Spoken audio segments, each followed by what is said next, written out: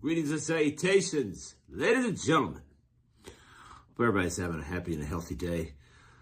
Over the past, I'd say 10 days, I've proposed this statement to get a response.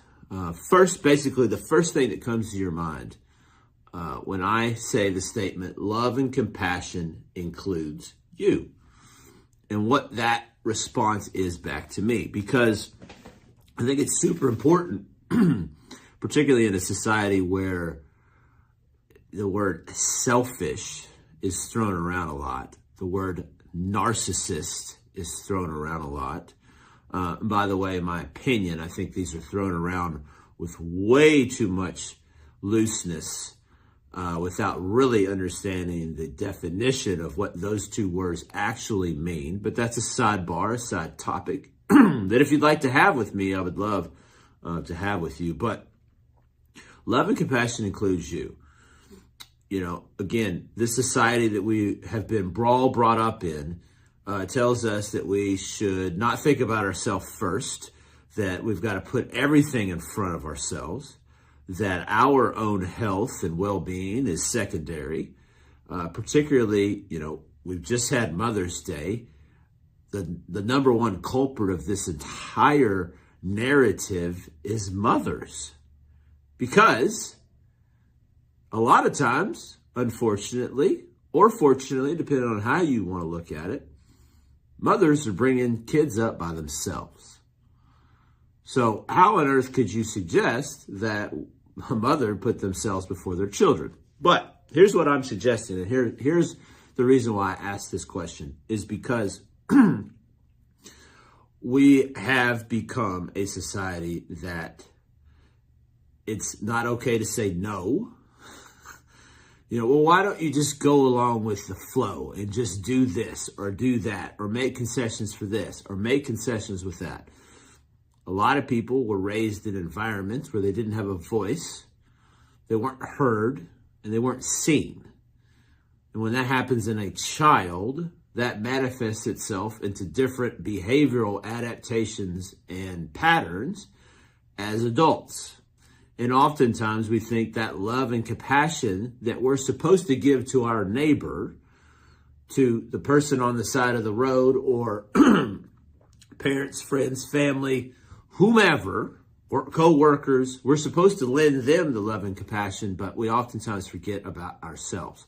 So my question to you is, when you hear the words, love and compassion also includes you, what is the first thing that comes to your mind? Do you get like a feeling in the pit of your stomach, like, ugh, man, it kind of strikes me as maybe selfish, maybe egotistical, narcissistic, whatever trite word we want to put on something.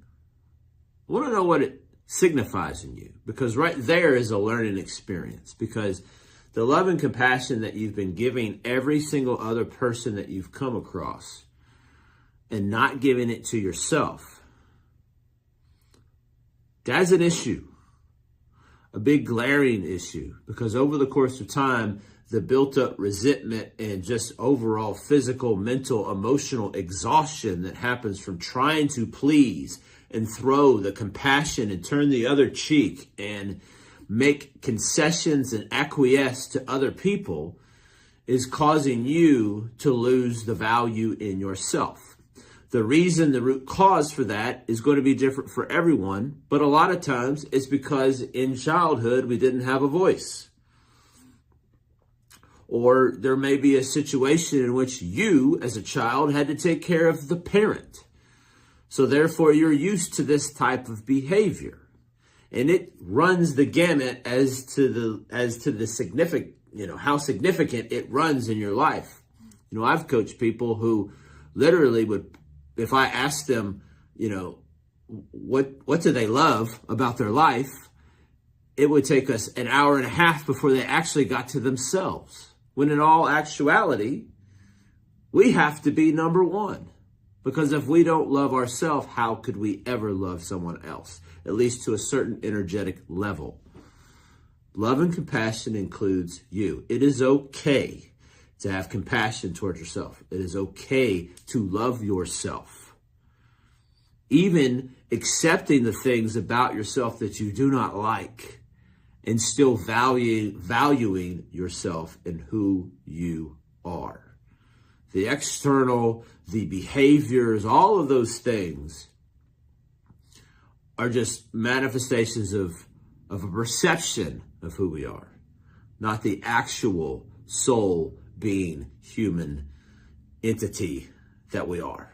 So I want to say this on the tail end of Mother's Day, particularly to the mothers that may listen to this, or the women who may become mothers, is love and compassion also includes you. Have love and compassion for yourself. If this is a struggle, and it oftentimes can be, I run across this a lot. If this is a struggle for you, and you want to know how to get out of it, because at the end of the day, you're exhausted. At the end of the day, you've got built up resentment towards one thing or another, whether it be a person, whether it be an activity, whether it be just generalized across the board.